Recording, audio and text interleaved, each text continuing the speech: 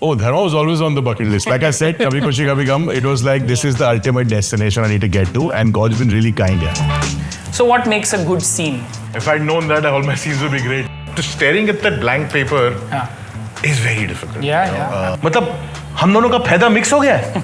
हद हो गई यार, ऐसे कैसे मिक्स हो गया?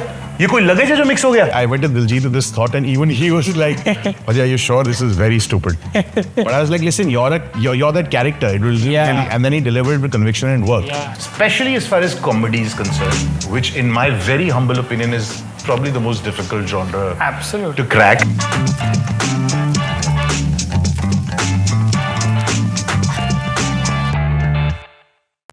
Hi everyone, welcome to TCP Originals presents Right Here, Right Now, the show where we talk to screenwriters about screenwriting. I'm Parzan Dastoor, and today we have with us director of films like Good Newwz, Jug Jugg Jeeyo and Selfiee. Please welcome Raj Mehta. Raj, it's fantastic. Thank you so much that you're here. Thank you for having me. It's great to speak to you. Let's start from the very beginning. I do know a little bit about your AD journey as well, but let's start from before that. When did the spark of films, or when did the spark of writing or anything come to you? Very early on, yeah. I mean, I think, I don't even remember exactly when it was that I started thinking about actually wanting to be in films, but I remember very clearly the moment I fell in love with films.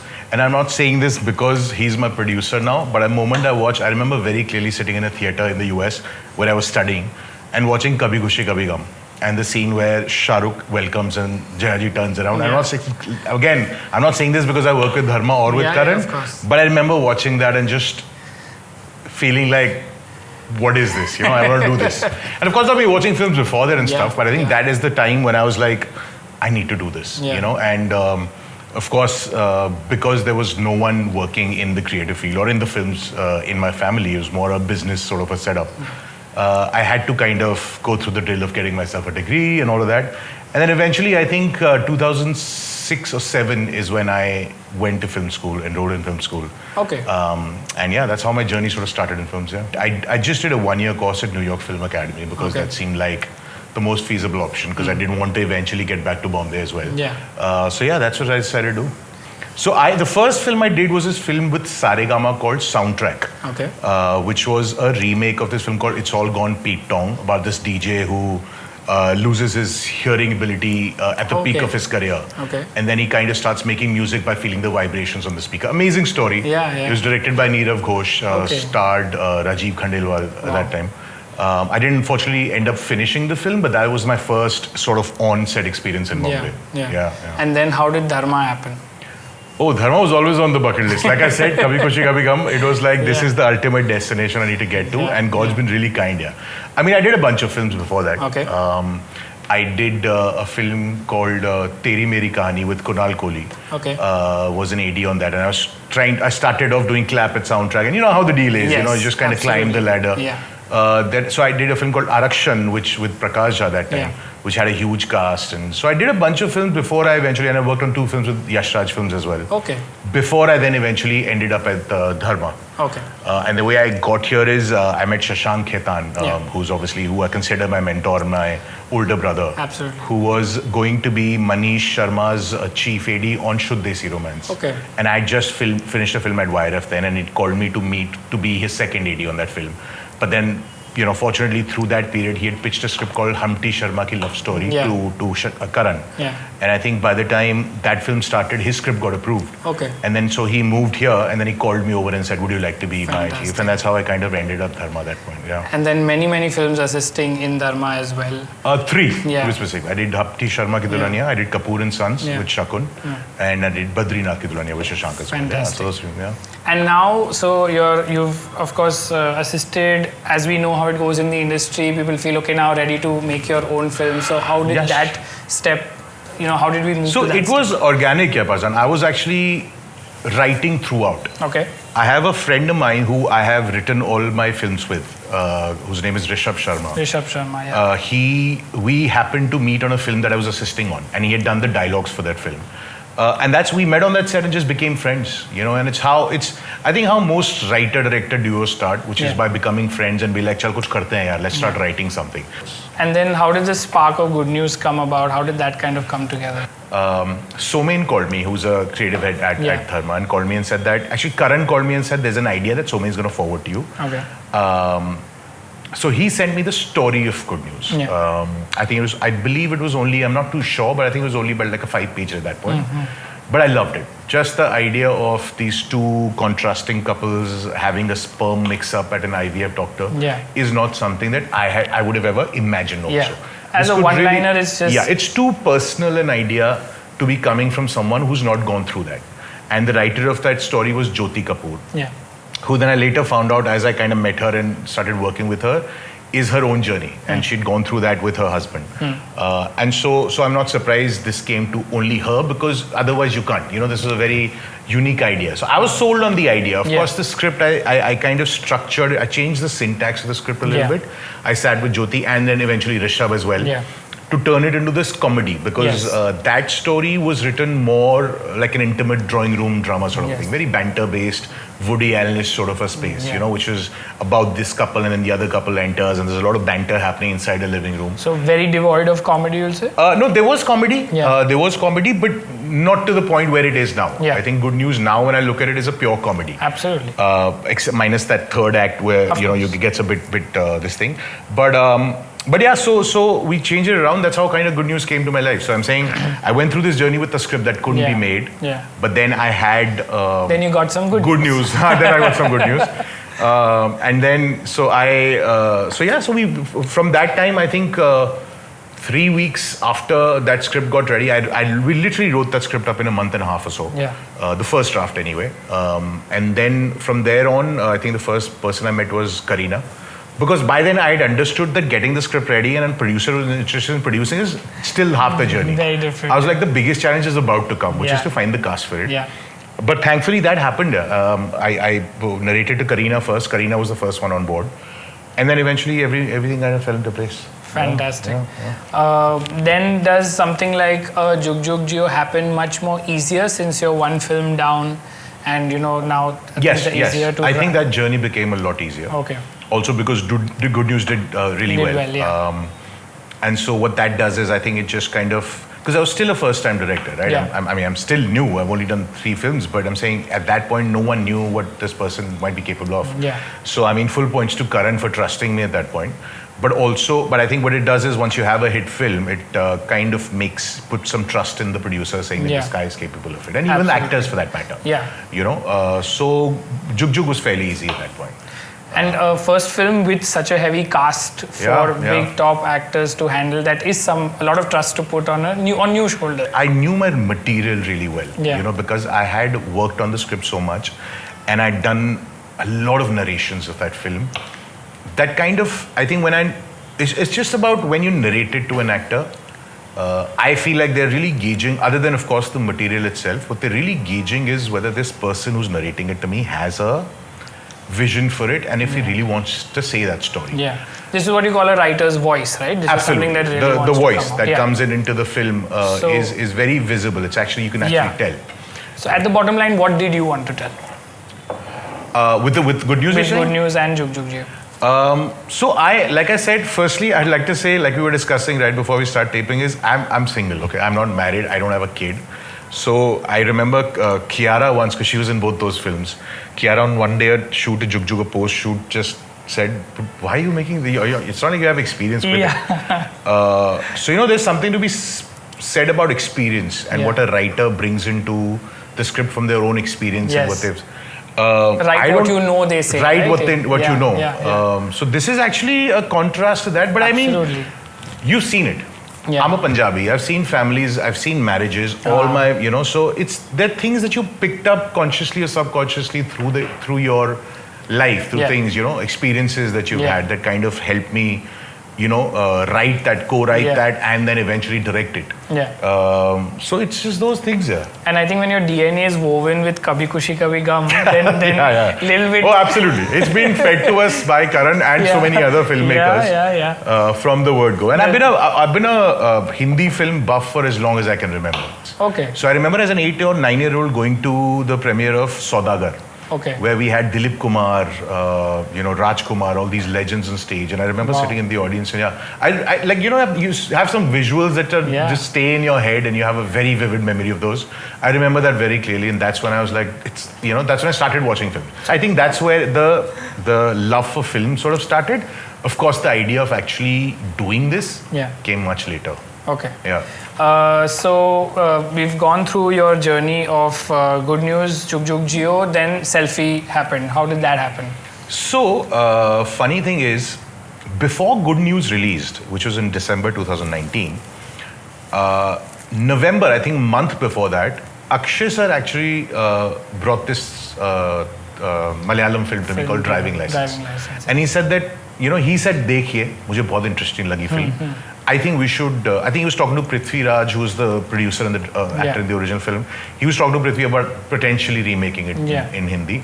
And I think because he had by then seen the edit of Good Newwz and thought that I could do it, he brought it to me and said it. And I really enjoyed the film. It was just a very simple film about this RTO officer who looks up to this actor, idolizes him almost, and for whatever reason, through some circumstances, kind of they end up clashing with each other. I really like the idea. And because I anyway had an idea for Jug Jugg at that point, I was working on it. I hadn't really developed it. I was like, let me do this, because Akshay sir was interested in doing it. So I was like, might as well do it. So the funny thing is, Selfie could have been made before Jug Jugg, because I got the idea way before that. So he brought it to me before Good Newwz release. But then eventually I was working on Jug Jugg that time. It got ready during the pandemic, and then the first wave hit. So Jug Jugg got ready and that got made first. So now let's get into a little bit about the writing process. As you said, you've collaborated with Rishabh Sharma, a writing partner. How has that journey been? Where do you all begin? How do you all complement each other? Barzan, I think a major part of it is the fact that we're friends. So when there is disagreements, nothing is taken personally. Because how friends are. You anyway sit and be like, ye kya bakwas hai? So I can say ye kya bakwas hai very openly. He can say the same to me. And so the exchange is very healthy and constructive. It's for the betterment of the script. I think that's very important with a writer. I have been fortunate enough to find that with a couple of other writers that I eventually worked with as well. Because I write, but I also feel like I need an immediate bounce board, someone to kind of jam with, a writer. I think I'm more of a director than I'm a writer. Sure. Because very early on, I had written a script myself, and when eventually I started working and collaborating with Rishabh and some other writers at that point started reading their stuff, I realized that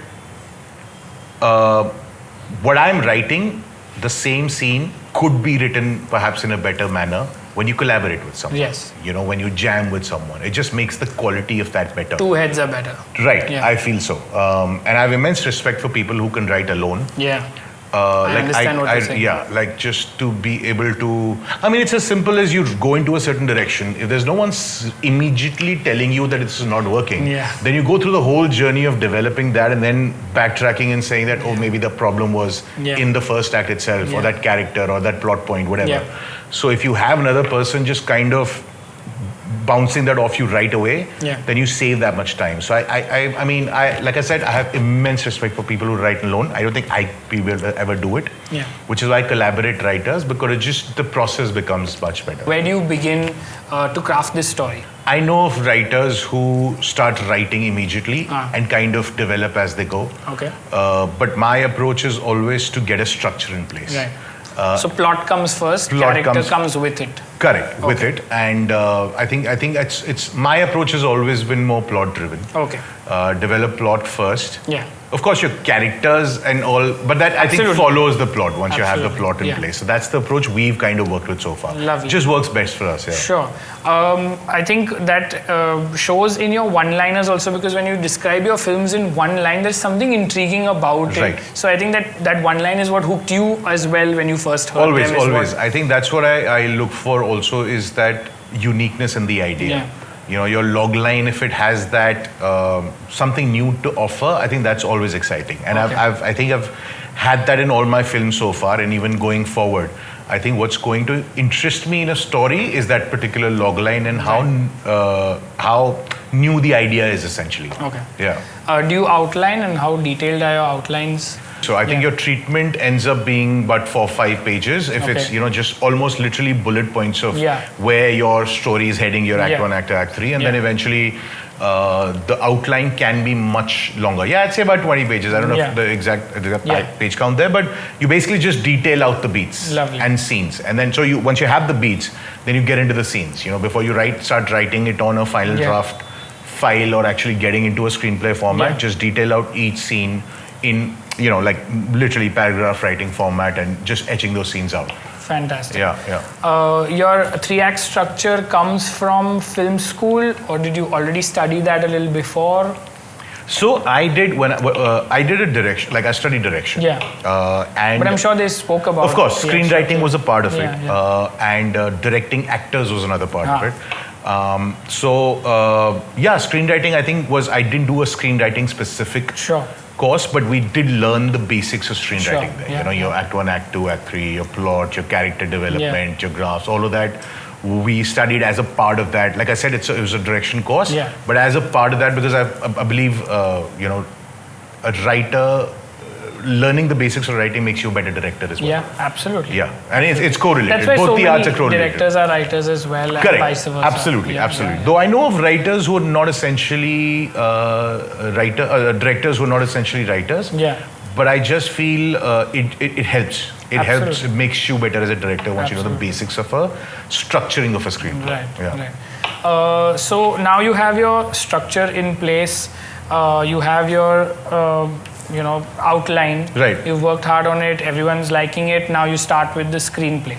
So what makes a good scene? Oh, what makes a good scene? If I'd known that, all my scenes would be great. Which they are. I mean, you're a try, man. I'll show you some scenes that aren't also. But anyway, what makes a good scene? That's a very loaded question. I think so there are ways of saying things, right? If it's as simple as Pazan and Raja sitting and having coffee, talking about something, and then we have an argument, and I storm off. Now, to do the same scene, you could really structure it on paper in many different ways.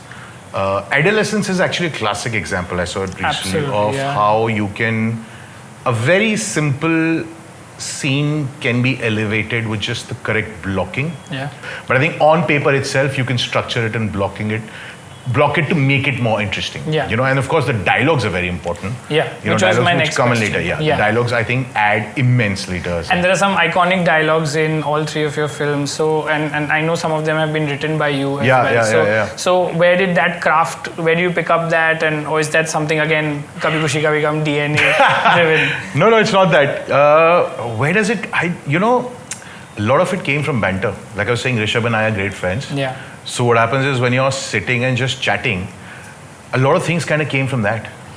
Which is why I say that I feel like I need to kind of jam with someone. Like I'll give you a very stupid example. One morning, Akshay and Karan are leaving, and Diljit just says, "Good morning, Baji. काम पे जा रहे हो? Have a good day." या crack jack. मतलब तो biscuit खाने से. So that's. I remember very clearly the moment when Rishabh and I are sitting and chatting, and I think he cracked it or something, and we were like, "Yaar, कितना मजा आएगा if Hani says it." Yeah. And I was like, seriously, like this is not funny. You know, I mean, you can take a consent. It's not really funny, but the way Diljit said it, and I remember being on set, asking Diljit to say it. It wasn't in the script, but I kept it. I was like, you know what? Let me see if this comes. Yeah. I went to Diljit with this thought, and even he was like, "Ajay, are you sure this is very stupid?" But I was like, "Listen, you're that character. It will really." And then he delivered with conviction and work. So anyway, coming back to the point, I think dialogues. I don't know if I have one answer to you, but when it comes, of course, the understanding of the character and all is important, and it takes runs. You know, it just doesn't come once. Yeah. We've done multiple runs on it, and then eventually Akshay sir ke actors add a lot to the dialogue as well. I think what you do is you write a certain character in a dialogue, but until a person actually becomes that character and says, like an actor when it comes on, a lot of the personality of the character is shaped by the person who's embodying it. True. You know what I mean? True. Like Varun Batra's character in Good Newwz or Kuku's character in Jug Jugg Jeeyo wouldn't have been what they are if Akshay sir, or in this case Varun, hadn't brought their own personality to it.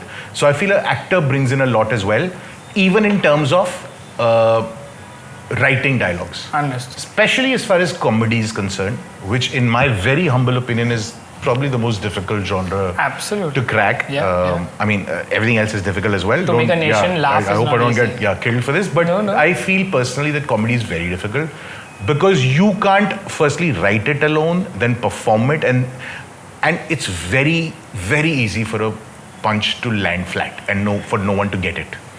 And there is no bigger sinking feeling than when you're sitting in a room full of people and and there's a punch or a dialogue that you felt was really funny, but no one gets it. It's not landing, No one gets it. You know, it's just, I can't tell you that feeling. I felt it. But sorry, I went on a tangent. So coming back to the dialogue situation, I feel it's a combination. It comes gradually with runs. Got it. You try and keep it. Especially with comedy, it's the fine balance between overwrite. You can really overwrite it very quickly. Yes. You know, and go overboard with trying to. Yeah. And as a director, you do have tools to fix that comedy if it hasn't landed on edit and post-production as well, to an extent. To an extent. Timing and yes. music. You can manage a lot of that in the edit. You can manage the timing of it, like you rightly said. Because comedy, as you correctly said, is a lot about timing. And landing at the right time. You know, the punches and the dialogues at the right time. But yes, you can fix that in the edit. But I don't think you should rely on that tool on set when you're actually shooting it. Got it. I understand you said that the actors bring a lot to the character, and that can happen, after the script is written on set. But a little before that, how deep do you go into forming those characters? Are there like notebooks filled with notes on them? How does that happen in the writing room? It's not done right away. I think, like I said, you get the plot in place. And then you kind of go into where you develop the character, see what his backstories are, what his motivations are, all of that. And then you kind of go into each scene with that perspective. And that like I said, it just keeps getting better with more runs, the more you do runs on it. Because I feel like when you start, your characters, especially with me, what I've experienced is tend to be two-dimensional at times. Where, you're like, but like they're only behaving in a certain way. And this is a result of all the conditioning of things we've seen or read or, like in a particular situation, a character would react a certain way. But then you go into it and, form more of a personality of that character, etch that character out essentially. And say that, this person doesn't have just these personalities, there are other aspects of his personality as well, and he can react to a certain situation based, in different ways that are more interesting. So I think the character development is slightly, I think, comes after the plot is ready. Then that's, I feel, the next step. Lovely. The consequent step for us. I'm very eager to dive into your movies and discuss them. Traditionally, films have had hero, villain, protagonist, antagonist. Somewhere in your films, these lines are blurred. They are family members playing the same thing. In Selfie, you're wondering who really is the antagonist and protagonist. They're both shuffling roles. How have you been able to craft that so differently from traditional Hindi films?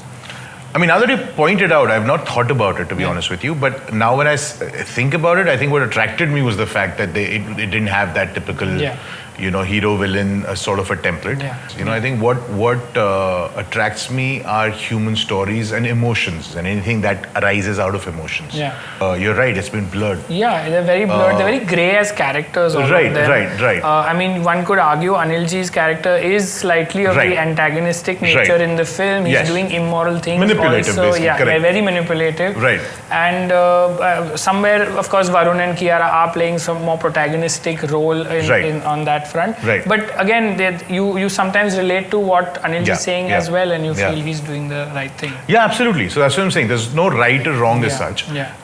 So to answer your question, I don't think, Barzan, it's a deliberate attempt on my part. It's just that those are the stories that I got excited with. And I felt like I should say these. And a very insurmountable problem, so to speak. Like the problem doesn't go away till the end of the film. They just somewhat learn to live with it. And to grow and learn to accept. So to say. And that was the case with Jug Jugg Jeeyo as well. The fact that this couple who's wanting to separate. And when they enter this big family setup wedding in India, realize that his dad's wanting to do the same thing. And then the kind of stuff and then I mean what follows is basically his journey, so to say. So I think you're right. I mean it's very well put. I don't think I have typical heroes and villains in a film. Not at all. Though the next one I'm working on now does have that. Because I think it's slightly more how to say this, for the lack of better word, more filmy. Because I've been wanting to try that route as well. And it's different from everything I've done so far. Selfie blurs them even more, I feel, in a way, because you're rooting for both of them at some point. Correct. And both of them have relatable things that the audience will reach out to them for. Yeah, absolutely. And they're both of them aren't wrong. Yes. And what I liked about when I watched the original as well, and what I attempted to do with this screenplay as well, is that your loyalties keep shifting as an audience. You're with Imran's character once, Om Prakash Agarwal, and you feel bad for him. And the fact that his son is just wanting, and he himself is just wanting to get a selfie with this actor who they really look up to. And then, the actor is being a bit of a jerk and not, going on his own trip. But then you kind of understand the actor's journey as well, and why how he kind of loves his fans a lot, and he's not one of those arrogant guys who he really he loves his fans, and he understands that he is where he is because of them. So for me, you're right. There was they were all grey characters, and your loyalties, like I said, kept shifting from one to the other, which was the attempt, which happened in the original, and which we tried to do with this film as well. I'm really excited to ask you this question. Both Good Newwz and Jug Jugg Jeeyo are dealing with actually very serious matters. When you look at it like that, you're talking about divorce, you're talking about your parents' divorce, and being unhappy or trapped in a marriage. Here you're looking at IVF gone wrong, it could mean a lot, but somewhere the humor has come in and really made this very serious matter so nicely palatable and made it so accepting. I mean, I can't figure right now in where I stand how you managed to do that. Please take us through that journey. So it was very sensitive, especially, of course, Jug Jugg as well. Divorce is a serious matter. It's very serious, and divorce of a couple that's been together for 35 years. Right, exactly. Even more, older couple, absolutely. So, I mean, we were wary of that. And we kind of scanned through it to see if we're not crossing that line ever. What's that meeting like? What's that discussion with, say, a Rishabh like saying, no, this one's... Ye galat ho jayega. We've that's happened plenty of times. When you write something, when you develop something, you let your imagination flow. And there are times when you let that happen, you revisit it and you're like, nahi, but ye galat ho jayega. This seems a bit insensitive. You try and push that boundary for entertainment purposes, but then you also kind of... It's a tricky thing here. I mean, you don't want to stifle creativity. I mean, that's a longer debate, I feel. But because these are characters that are stuck in a certain situation. And you're trying to create entertainment out of it. Absolutely. You're trying to make a film that is entertaining, hopefully. Especially with Good Newwz and Jug Jugg Jeeyo, you have some very strong female characters, and considering gender is such a huge topic of conversation today. As a man and with Rishabh also, how do you craft a strong female character? Again, it's not been deliberate. The story, it lends itself to the story. Like whether it's in Good Newwz, you have Karina's character who's such an anchor and is the more mature one. Yeah. You know, Varun's character is more of a man-child. Yeah. We always saw it like that because also she's going through a process that's going to affect her the most, her body the most, Absolutely. you know. So she had to be this character. Or for the matter, Kiara's character, who's just the strongest supporter of Honey Batra Diljeet's character in the film. There's nothing wrong that guy can do. So she's in love with him unconditionally. You know, she's strong in her own way. Yeah. You know, and then in Jug Jugg you had Neetu ma'am's character. Neetu ji's character. You know, I mean, which total anchor, anchor, move. absolutely the one who's held the family through. Yeah, there's a tornado going on around her, but absolutely, but she's the center of strong. it that's holding it all through. And when she finds out about the and there's a one of my favorite scene in the film where the mother-in-law and so Kiara and Neetu Mama sitting by the lake just having a conversation. Absolutely. And she says that, so she says that, you know, I realized maybe this man wasn't perfect for me very soon after the marriage. Yeah. But she still kind of sailed through everything because she had to hold the family together. True. For her kids more than for herself. Coming to Selfiee, how challenging was it to then do a remake? Was it restrictive in many ways? Was it liberating in some ways? Did you have to change a lot from the original? It was easier to write it because we had a existing film. Yeah. So to be honest with you, because you know, staring at that blank paper is very difficult. Yeah, you know? absolutely. And again, I haven't done it as much as my writers have, Rishabh has.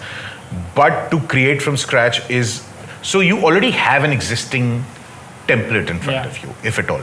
And then you have to, I think it's more about adapting it than writing it, right? You have to adapt it to the audience that you are going to be catering to. Yeah, and Hindi audience is a little different. You know, and you kind of take the same template and the soul and try and maintain the emotions while kind of molding it into this other template that's more suitable, more palatable to your audience. Yeah. So I think that was, for me, honestly, that's challenging in itself. But I'd say, honestly, to be very honest with you, still easier than when you have to kind of create everything from scratch. Got it. Yeah, yeah. How much did you have to Hindinize the script, so to speak?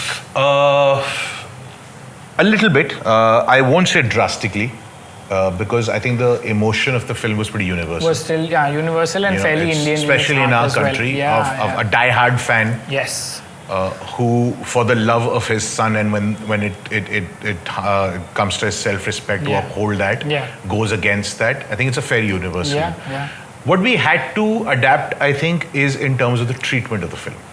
Like, to give you a very basic example to illustrate my point, is that the basic conflict scene in Driving License, the Malayalam film, is when the star comes to the RTO for the first time, and he realizes that there's media and cameras outside, and he gets pissed because he thinks the guy's done it for publicity or whatever, and he goes in, and his son's there, the RTO officer's son's there, and he insults the guy in front of his son.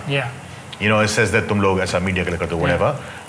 So in the Malayalam film, what happens is, as he's stepping out after having insulted the RTO officer in front of his son, as he's getting into the car, the RTO officer comes and says that, you know, I don't remember exactly, but he cuts a challan, and the guy leaves and he's just looking at it.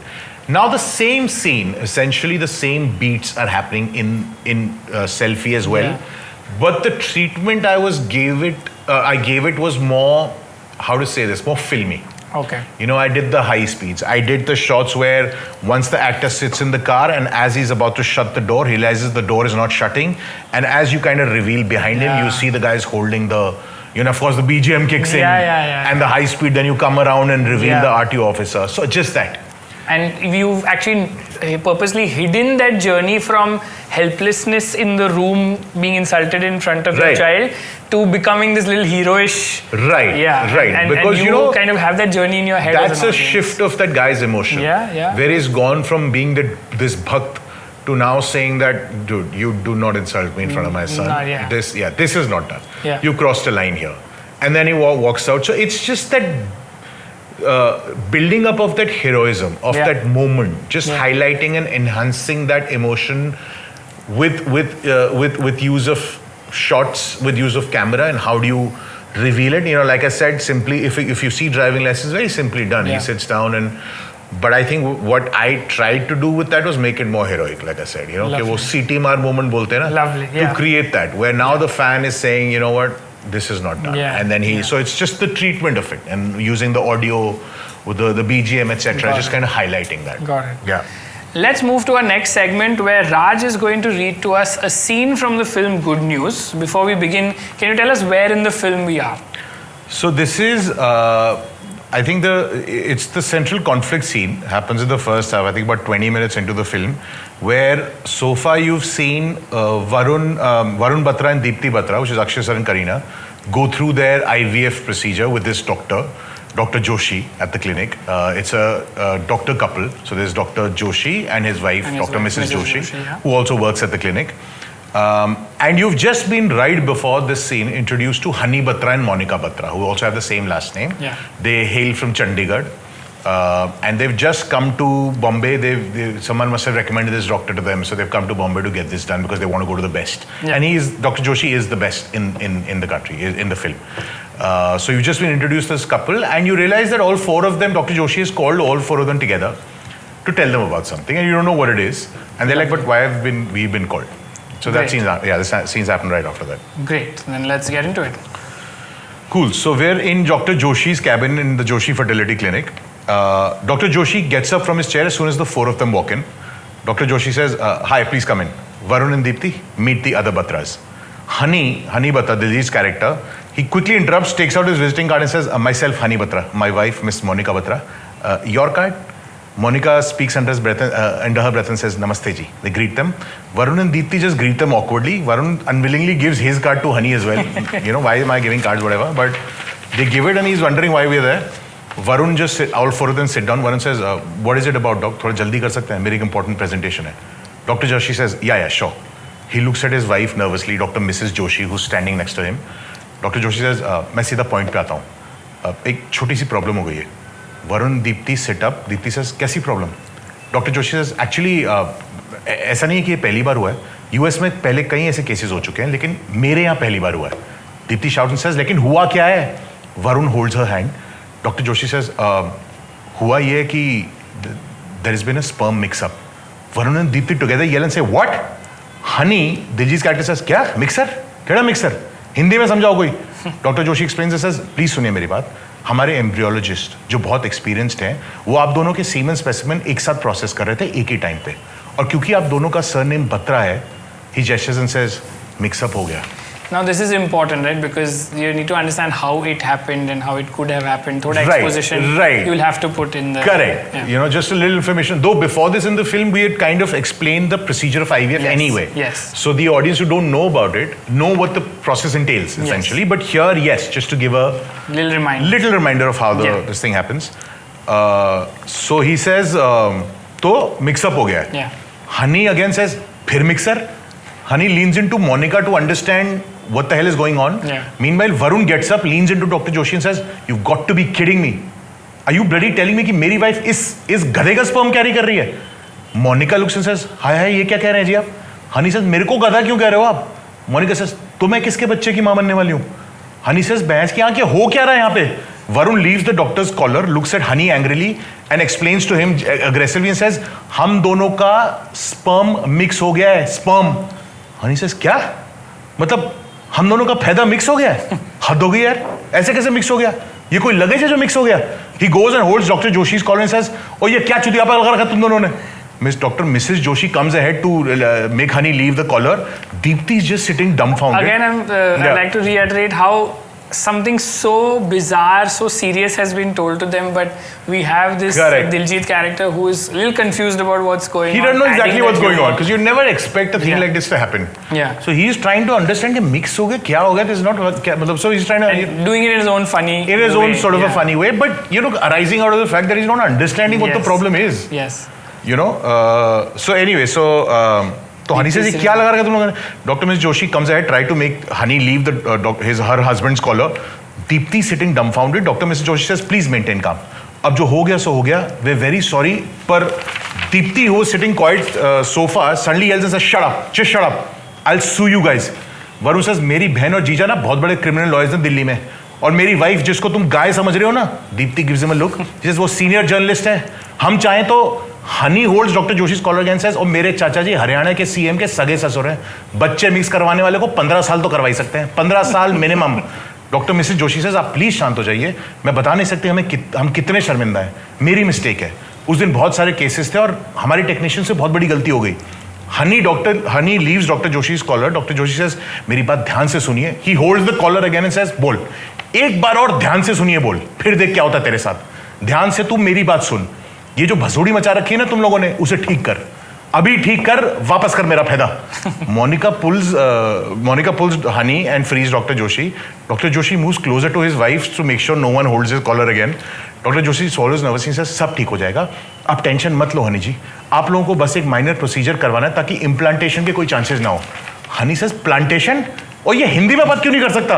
Doctor Joshi से मेरा मतलब इनके pregnant होने के chances ना हो। I think that was important because Dr. Joshi is very clear he can reverse this. Yeah, so he's just very scientifically explaining and saying that listen, even if there's a mix-up, it's okay. Yeah. Before the implantation happens, we can. I'll figure the solution out. But he's not understanding. He's like, what plantation? What are you saying? Dr. Joshi says, मेरा मतलब इनके pregnant होने के कोई chance ना हो। Varun interruption says, और अगर ये ऑलरेडी प्रेग्नेंट हो गई हो तो? डॉक्टर जोशी कोई प्रॉब्लम नहीं है, टर्मिनेट कर सकते हैं, रेत के एक दाने जितना होता है, माइनर डीएनसी से हो जाएगा। Honey says DNC? Delhi Noida corporation इसमें क्या करेगी? डॉक्टर जोशी से डीएनसी मतलब abortion, basically abortion. Deepti gets up angry now and says, are you fucking mad? Doctor Joshi says, Mrs Batra, frankly आपके वैसे भी प्रेग्नेंट होने के चांसेस ना के बराबर है, your ovaries are way older than your age. Deepti से shut up, just please shut up, मेरा सर घूम रहा है Varun, let's go. Deepti gets up and exits. Varun follows behind him. The Joshis are looking upset, the doctors. As the Varun and Deepti leave, Honey is just spaced out. Monica looks at everyone and says, "हमें refund मिलेगा?" The Joshis look at her in disbelief, and we cut out. Brilliant. Again, a perfect example of how a serious scene can be still humanized, dealt with comedy, and we just bring it in a little more palatable way to the audience instead of relying straight onto drama. But what really stands out here is that each character is also behaving themselves in a way. Was the idea. As you said, Monica is a simpleton. Which was a writing challenge, because what you're doing is, I have fortunately or unfortunately have always had films where there are multiple characters in a scene. So even in Jug Jugg for that matter. Yeah, lots of characters. You have to try and, so you have to try and maintain the graph of the scene, but also maintain the fact that every character in that is going to kind of behave, a certain way. Yeah. And they have their own problems and in their own, so even here, you have 4 varied characters, or at least 2 varied couples in that sense. And their concerns are different. Now this weird situation has come up. And how they're reacting. So you're right. I think the challenge is also to kind of maintain, and I've had multiple characters where you have to be very wary of their graphs and how they'll react. And the slightly more serious graph is taken by Karina's character, where she's the one getting the most affected. So they're directly attacking her also in a way. So she's the first to get up and because she's also, that couple is slightly older. So you establish right in the beginning that Karina's character is, of course, she's a journalist. She's doing very well for herself, very professional. She's kind of the one who's in a hurry to do this. So the first film of the scene is itself where Varun is drinking with his buddies. And as he comes back home, she says, today we had to try for a baby because, today is the date, the calendar, as per the calendar. And he's just out there drinking with his friends. So she's the more mature one. So she has to obviously react in a way where she's the one who's most upset. Absolutely. And she's also not the loudest in the room. She talks less. So when she's given this information, she's just sort of sitting and digesting all of this through. While this whole, these characters are going at their own thing, and she's just, and then she reacts in the end, or in the middle. Till she bursts out. Till she bursts out and says that too much when he mentions abortion. Saying, anyways, I'm late and. Right. Fantastic. So thank you so much for sharing this with us. Anytime. My pleasure. Social media is I would say, competition to eyeballs, for eyeballs to films. I don't know if it's direct competition, but I think what it has done, like I was just saying, is that it's made a writer's job more difficult. Okay. Because you have to work that extra, you have to go that extra mile to grab their attention and maintain it. But I think that is increasingly diminishing now because of the ability to see a narrative or a story in those 15 seconds or 30 seconds. So we need more punches every few minutes. You need more elements to keep them engaged. More laughs, making them cry, whatever emotions you're trying to evoke, you better be evoking that in every damn scene, because you have 2 scenes in a row that you don't, and they snap out of it and be like, kya bore kar raha hai? Yeah. It's a challenge. Is AI also challenging writers today? So I'm not such a big proponent of AI, honestly. It has assisted me, like I've experimented with it. But whether it's going to, I don't know. I think it's going to eventually support a writer more than actually replace one. You know, I mean, I think that's the debate we've kind of been having for a while now. I don't think that replacement is happening, very honestly, unless I'm proven wrong. It's just from my experience so far with AI. But I think it might just become a very important tool to articulate your emotions on paper. And hopefully just become a support rather than replace it. You still need someone to write the prompt, right? Yeah, exactly. You do have to. And now I know people are using platforms to design the prompt to be fed into other platforms, and it's just it's crazy. It's just another way of getting to excellence, but the effort is still there. Absolutely.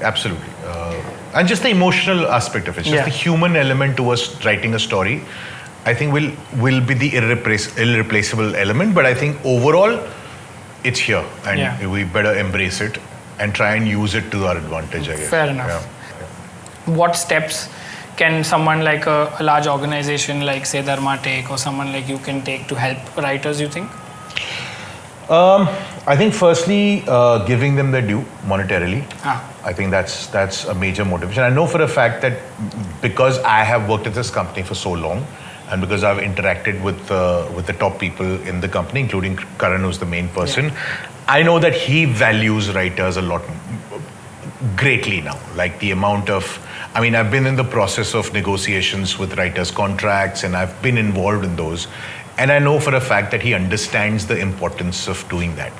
And also giving them time. I think the two currencies, not just the money, but also the time. Writing does take time. It's not something that happens in a given deadline. I feel you can't restrict it with a deadline. Unfortunately, that ends up happening a lot of times. But I think we do understand, and it's something that's not in our control. Like I said, the ecosystem is such that you do end up facing that situation. But I think we are increasingly understand, especially at our company, that it will need time. It will need runs and reruns and drafts over drafts to just get it right in place. It just doesn't happen overnight. Sometimes you feel the need to detach from it also to get that objectivity, because you've been involved for so long that you sometimes tend to lose objectivity. So I think the money and the time factor, I think we are kind of understanding it, but I think we need to be able to provide that a bit more. You spoke about credit as well. Do you think ghostwriting exists and people are doing it? Absolutely. There's no two ways about it. I think it still exists. Perhaps not from what I hear. Like I said, I've not been here long enough, but from what I hear, it was the case a lot more back in the day, I'd say about a few years ago. I think now writers have started getting their credits. And even if a writer is hiring assistants to do it for them, I think at least the ones I've interacted with and I've talked to, are very careful of providing the right credit to them. So I think ghostwriting as a tradition is sort of on a decline, but it does still exist. Got it. I think so, for sure. Coming to some of your, people who you look up to, especially writers who you look up to in India and abroad, who are those? The proper one. In India, like I said, I love comedy. And I happen to have interacted with Anis recently, Anis Bazmi, who, if you IMDb him, it just blows my mind, his filmography. I happen to go to his office and he has all his posters up. And it's a huge office and there's no place to put any more posters. So I just feel like we don't give people like these enough credit. Of course, there's the traditional answer, I give you the Aaron Sorkins of the world and all of that, and even in India for that matter, but I feel like comedy writers, I have immense respect for them. Like I said, I feel it's a really, really difficult genre to tackle, to write. And he's done it brilliantly for so many years. I mean, that wasn't his first film, but I know that he'd written a lot of David Dhawan sir's films initially as well. Were written by Anis sir. And then of course the legendary welcome and no entry and the class. These are comedy classics. I just Mujhse Shaadi Karogi. These are films you can still watch and enjoy, and the whole country does. But I just feel like I want to mention him specifically because I'm a huge fan. I've interacted with him recently. And I might have the good fortune of working with him on something. Lovely. I think that kind of writing isn't happening too much now. I think we as writers and artists are becoming slightly, our sensibilities are becoming slightly more, how do I put this, more modern, more, but I feel like these filmmakers and writers had a connect with the audience that has gone missing now. And I mean, he wrote Swarg for that. I don't remember if you've seen, but Swarg is one of my favorite films. It's such an emotional film. And then he went on to do all the Davis's comedy films. And so the range that man has, his first film that he directed was Pyar To Hona Hi Tha. So the range that man has, I keep telling him because I'm a big fan, and I just feel we don't mention him enough. I think he's a legend that needs more mentioning. I think we kind of agree that he's a legend, but I'm just a big fan. So that's the name that came to my mind immediately. Anyone internationally? So I'm a big fan of, I think my favorite films are films that have multiple parallel narratives. So Amores Perros, 21 Grams. I think those are my favorite films. I think Aaron Sorkin is, I think, the god of writing. I don't think, and the funny thing is, I've been in the same room as him once when I was in the US. We had an event that was organized by a film school, and I was just blown away. I think his films, I think I must have seen all his films. And I would just like to get into that mind, or George Martin, for example. These are just, I mean, these are typical answers here, but I'm a very... If you've been in the same room with him, I'm sure he awed you. I don't know what I was doing. I froze. 2 times I froze. One was I was in the room with Aaron Sorkin, and the other one was when I was doing my second film as an assistant, and Bachchan Saab walked onto set. He was a part of the film. I just froze here. Still that starry-eyed outsider who's just come and, trying to, meeting these people. That doesn't leave us ever, I think. Ever. So what's next for Raj Mehta? So what I'm really looking forward to now is some blood and gore and blowing some shit up. So action is something that I've really liked as a genre to watch. I don't know how I got into, I mean, comedy is great, but I'm trying to do some action on screen. And the next one I'm doing is a revenge drama with a sprinkling of action. And I'm really, really excited and looking forward to that now. Fantastic. All the best. Hope we see you next time in the same chair. We'll talk about that film. Yes, absolutely. And it'll be a great conversation. Looking forward to it. Wish you all the best. And thank you so much for being a part of our show. Thank you for having me. Thank you so much. Thanks. I had great fun doing this podcast with Farzan and the team. And I think he's been able to extract answers from me that otherwise I would have never given anyway. So he's, I think, amazing at his job, and I had a lot of fun. For more such amazing and fun content, please subscribe to TCP Originals.